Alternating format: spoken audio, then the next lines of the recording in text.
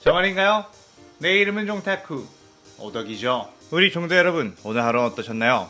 오늘은 인기 애니메이션 귀멸의 칼라에서 탄지로가 혈기가 되어 흑화하게 된다면 어떻게 될지에 대한 가상 시나리오 4부입니다. 저번 영상에서는 탄지로가 육아에 쳐들어온 귀살대 주들과 싸우다가 음주 탱겐을 죽였지만 규타로는 그 싸움에서 사망하게 되는 것까지 전개했었죠. 저번 영상을 보지 않으신 분들은 보고 오신 게 이 영상을 이해하고 즐긴 데 소원하니 보고 오는 것 추천드리고요. 이 가상 시나리오 컨텐츠는 원제의 고증을 철저히 따라가는 매끄러운 진행되지 않기 때문에 어느 정도의 설정으로나 능력치 보정은 이해해 주셨으면 좋겠습니다. 그럼 오늘의 가상 시나리오 시작하겠습니다. 탄지와 다키는 어떻게 하면 숨어있는 귀살대원들, 특히 네즈코와 규타로를 죽인 그 풍주를 찾을 수 있을지 고민했죠. 다키는 오일한 자리를 포기하고 유학을 떠나게 되었는데 많은 유녀들과 손님들은 그토록 도도하던 다키가 사랑에 빠져서 발빼기를 한 것이라며 수군거리곤 했습니다. 그런 어느 날 무장으로부터 임무가 내려졌는데 드디어 일륜도를 만드는 대장장의 마을의 위치를 찾게 되었으니 먼저 가 있는 상인사 한탱구를 도와 그곳에 있는 모든 대장장이들을 절멸시키라고 했죠.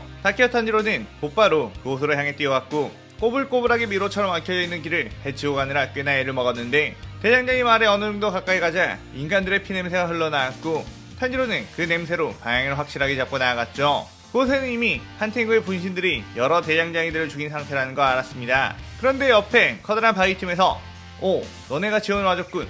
지금 이곳에 주 몇 명이 와서 내 분신들로 싸우고 있는데 이거 상대하기가 영 벅차다. 너희도 어서 가서 싸워 라고 했죠. 탄지로는 알겠다고 하며 쭉 뛰어나갔습니다. 그곳에서 가장 먼저 만난 이는 하주 무이치로. 탄지로는 무이치를 보고 엄청나게 어린 나이로 보이는데 주의 자료에 있는 건가? 라고 하며 놀랐죠. 무이치로는 탄지로를 보자마자 안개호흡을 사용한 빠른 연격을 날렸고 탄지로는 그 공격을 막아내며 엄청난 실력이라며 또 한 번 놀랐습니다. 그때 다키가 탄지로를 도와주기 위해 오비를 무이치로에게 날렸는데 그 순간 사랑의 오비 날아와 그 오비들을 전부 쳐냈죠. 다키는 이 특이한 건 뭐지? 라고 하며 그쪽으로 갔는데 그곳에는 연주 미치리가 있었고 당신은 내가 상대해주겠다고 했습니다. 그렇게 시작된 2대2 싸움. 탄지로는 히노카미를 사용해 뜨거운 불길을 쏟아내며 무이치를 압박했고 무이치로는 안개의 호흡으로 능수능란하게 회피하며 싸웠죠. 파워는 확실히 떨어지지만 탄지로가 날리는 공격을 잃고 피한 능력은 그야말로 그가 검술의 천재임을 느끼게 했습니다. 하지만 그래봤자 어린아이의 몸이며 파워가 없으면 자신을 이길 수 없다며 몰아붙이기 시작했고 무이치로는 탄지로의 폭발적인 화력에 날아가 내뒹굴게 되었죠. 그때 다키 역시 미치루와 엄청난 공방전을 펼치고 있었는데 미치루의 고양이처럼 유연한 몸놀림은 수많은 오비들을 피해냈고 피할 수 없도록 다키의 최대의 기술 8종 오비배기를 써왔지만 미치리의 강력한 괴력이 들어가 있는 사랑의 호흡에 공격이 파괴되어 버리고 말았습니다.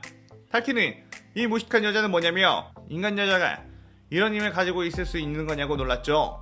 미치리는 어릴 적부터 남들과 다른 힘을 가지고 태어났는데 그저 자신보다 강한 남자를 찾아 결혼하겠다는 목적으로 귀살대에 들어왔고 별 생각 없이 수많은 혈기들을 그 힘으로 죽여버리며 주의 자리까지 올라간 혈기들 입장에서 보면 순수 악 같은 인간이었습니다. 탄지로는 다키와 미치리에게 밀리고 있자 어서 무이치로를 죽이고 다키를 도와줘야겠다고 생각했는데 그 순간 저 멀리로 날아갔었던 무이치로가 단숨에 탄지로에 가까이 뛰어왔고 안개의 호흡으로 탄지로의 가슴 부분을 베어버렸죠. 갑자기 아까운 다른 스피드에 놀란 탄지로.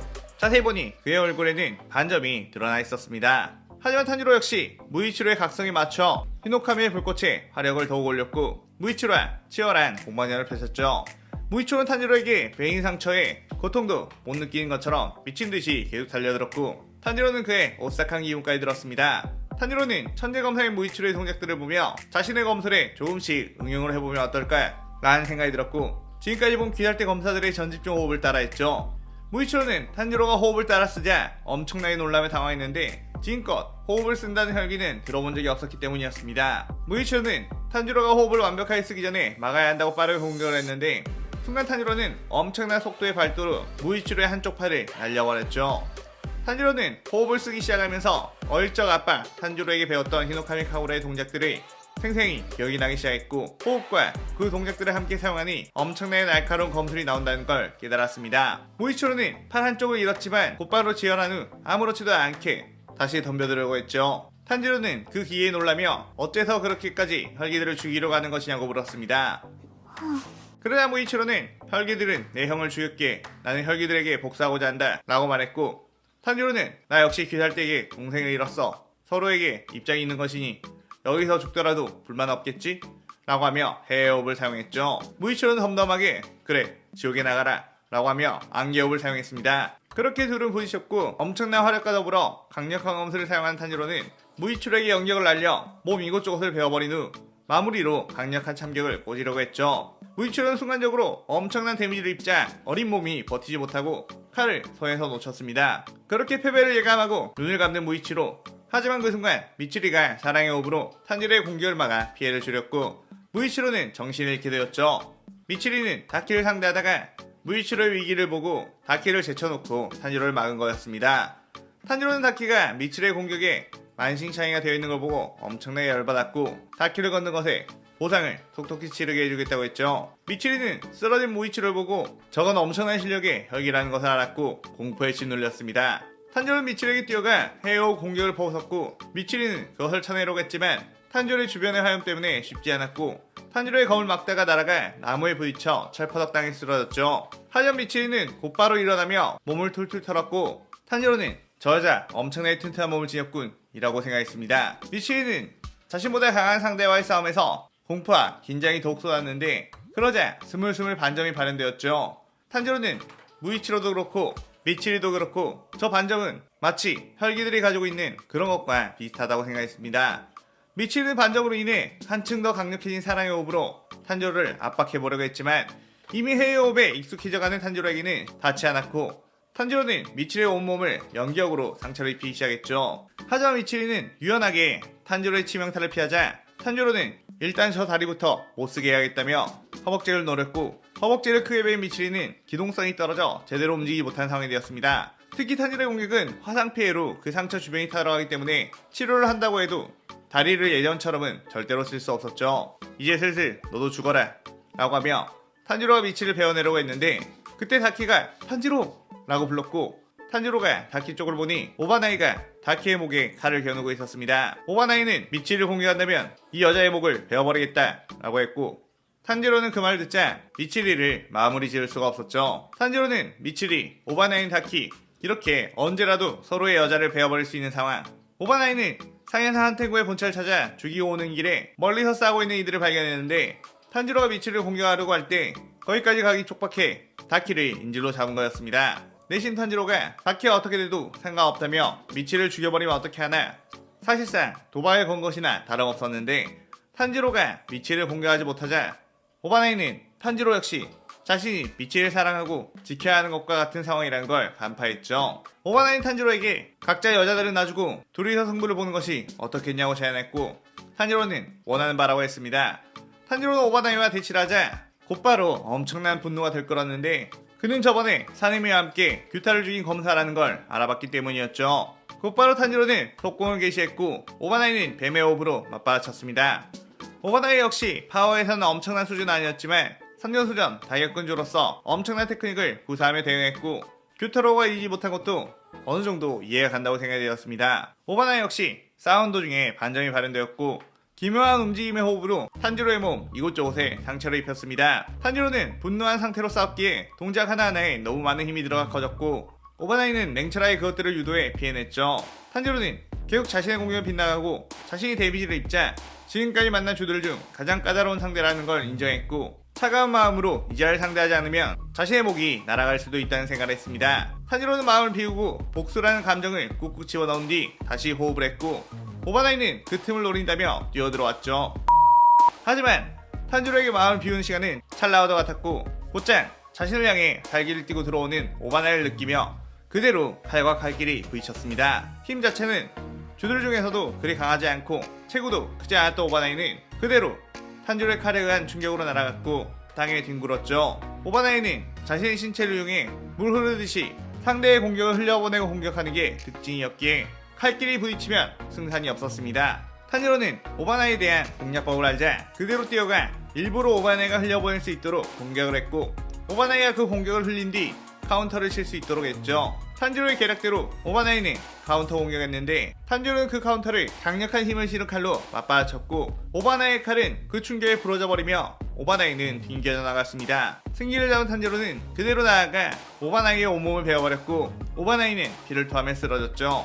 쓰러져 있는 오바나이의 목에 칼을 겨누는 탄지로 미츠리는 이구로씨 라고 하며 울부짖었고 탄지로는 저번에 이노무가 같이 있던 온몸에 흉터가 있는 남자는 지금 어디 있지? 라고 물었습니다. 오바나이는 숨을 겨우겨우 내쉬며 사내미를 잡고 싶은 모양이로군. 네가 사내미를 잡을 수 있는 아주 좋은 방법이 있는데 나와 거래를 하지 않겠나? 라고 했죠. 탄지로는 거래? 그게 무슨 소리지? 라고 물었고, 오바나이는 어차피 나는 죽을 운명, 나는 저기서 울고 있는 저 여자를 사랑한다. 이 세상에서 무엇보다 소중하지. 그렇게 내 목숨과 사내미를 잡을 수 있는 방법을 알려줄 테니 저 여자만큼은 살려주라는 조건이다. 저 여자는 어차피 너에게 당한 상처 때문에 더 이상 귀할대주로서의 역할을 못할 거야 라고 했습니다. 탄지로는 그 말에 일리가 있다고 생각하며 일단 그 방법에 대해서 들어온 뒤에 판단하겠다 라고 했죠. 오바나이는 아까 나와 함께 사연사 한탱구를 상대로 싸웠던 기사를 때운 남자가 한 명 있는데 그가 바로 사내미의 친동생이다. 그 녀석은 동생 말고는 가족에 아무도 남아있지 않아 동생을 끔찍하게 아끼지. 그 녀석을 인질로 잡고 사내미를 불러들여라. 그렇게 한다면 그 녀석 상대로 유리한 고지에 설 수 있지 라고 했습니다. 탄지로는 그 말 듣고 꽤나 놀라며 여자를 살리기 위해 동료들을 팔아넘긴다라 라고 했죠.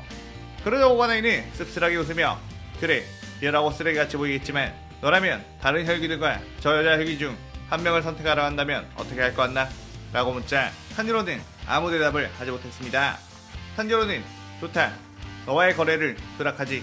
저 여자는 살려두겠다, 잘 가라 라고 했고, 오바나이는 고맙다 라고 하며 마지막으로 미칠의 모습을 바라보면서 탄지로의 칼에 숨을 거두게 되었죠. 탄지로는 다키를 데리고 오바나이가 말한 사내미 동생을 찾으러 나서렸는데 쓰러져 있는 무이치로와 울고 있는 미치를 보고 다키가 저들을 마무리하지 않을 것이냐고 물었습니다. 탄지로는 어차피 저들은 온몸의 화상으로 인해 더 이상 칼을 잡고 혈기들과 싸울 수 없으니 내버려둬도 될 것 같다고 했죠. 그렇게 다키와 탄지로는 게냐를 찾아 나섰고 그를 찾는 건 그리 어렵지 않았습니다. 게냐는 이미 상해사 한탱과 싸우느라 몹시 지쳐있는 상태. 게냐는 그들을 보고 저항해보기 위해 칼을 들었지만 곧바로 탄지로에게 제압을 당해 칼을 뺏겼고 다키 오비 안에 묶여 오비 안에 넣었습니다.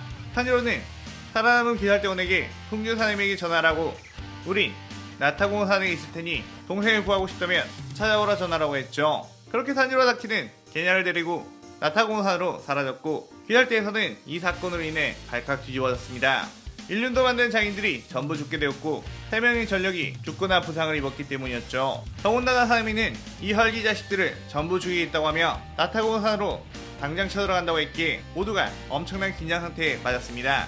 탄지로와 다키는 자신들의 위치를 밝힌 이상 귀살대와 마지막 전투가 될 수도 있다는 생각하며 이 시나리오 4부가 끝이 나게 되죠. 기존의 주들과 혈기들의 약간의 설정 변경으로 탄지로와 귀살대와 싸우는 것이 어느 정도 몰입을 할 수 있도록 전개를 했는데 그 부분을 이해해 주셨으면 좋겠네요. 오늘 가상 시나리오에 대한 감상평 많이 남겨주시고 다음 시나리오 5부도 많은 기대 부탁드립니다. 오늘 영상 즐겁게 보셨다면 구독, 좋아요, 알림 설정 누르는 거 잊지 마시고요. 그럼 오늘은 이만 사요나라.さようなら。